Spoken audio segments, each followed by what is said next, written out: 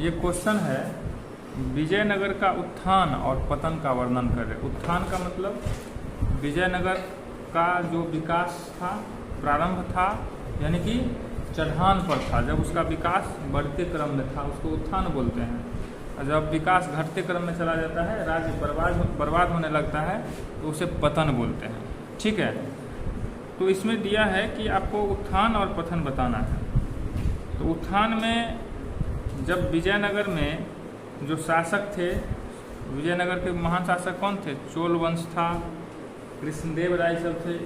ये लोग बहुत शक्तिशाली थे, जिन्होंने राजनीतिक सत्ता में दावेदारों में शासकीय वंशों का सदस्य था, जिसके कमांडर एंड चीफ, जो चीफ कमांडर होता था, वो भी शामिल होते थे। इसका पहला राजवंश था संगम वंश, जो 1485 तक इसको अच्छे से नियंत्रित किया था। किसको?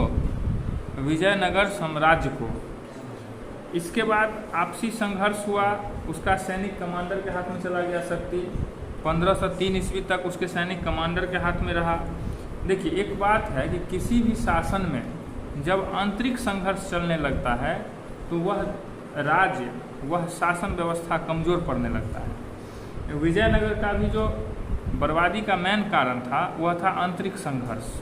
जैसे ही कृष्णदेव राय की मृत्यु हुई तो उसके उत्तराधिकारी के लिए कमांडर इन चीफ का, उनके खानदान के जो लोग थे, आपस में टूट गए दो टुकड़ी में।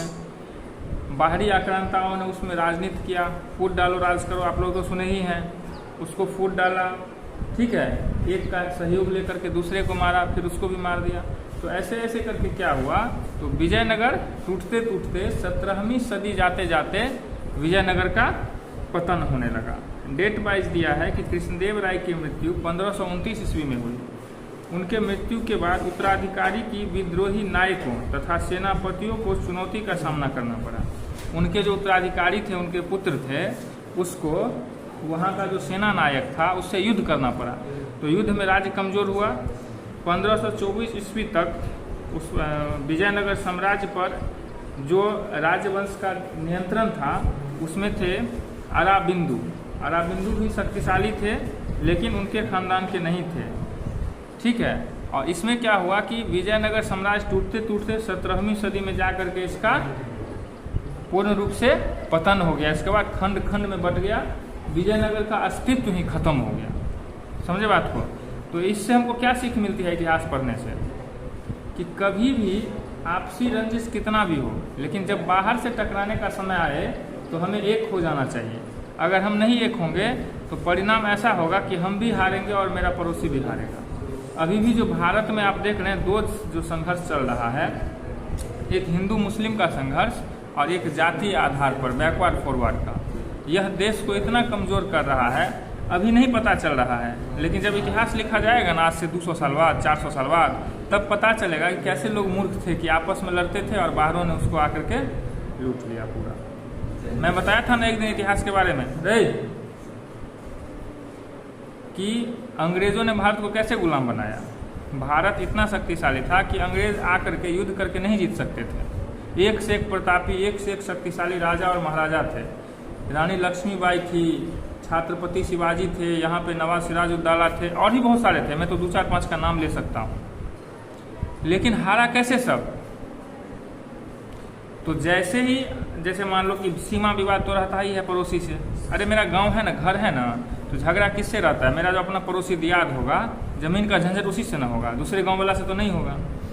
तो भारत में जितने भी रियासत थे तो सभी का सीमा विवाद चलता रहता था। जैसे दरभंगा महाराज था, और दरभंगा का बॉर्डर और बंगाल के महाराज का बॉर्डर टकराता था, तो कहीं कहीं जमीन का संघर्ष चलता था। तो अब दरभंगा महाराज क्या सोचा, हम एग्जाम्पल के लिए ले रहे हैं, दरभंगा महाराज ऐसे नहीं थे कि भाई हमको तो दुश्मनी है उससे, नवाब सिराजुद्दौला से, बंगाल के महाराज से, तो क्यों ना अंग्रेज का सहयोग लेकर उसको हराया जाए।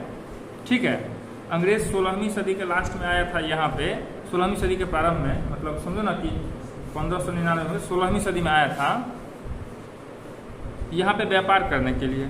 यहाँ पे देखा, अरे यहाँ पे तो बहुत सोना चांदी है, यहाँ के लोग बहुत धनिक हैं, उपजाऊ यहाँ का ज़मीन है, बहुत सा फायदा है, तो वह बिजनेस करने के लिए आया था। लेकिन हुआ क्या कि यहाँ के जो राजा थे उसके पास हथियार सब देखा ना, तो उससे सटने लगा कि उसको मारना है, मेरा सहयोग करो। तो अब बंगाल के राजा पर अटैक करना है तो अंग्रेज इसको सहयोग किया, बंगाल वाले को हरा दिया। युद्ध में इसका सेना मरा और बंगाल वाले का सेना मरा।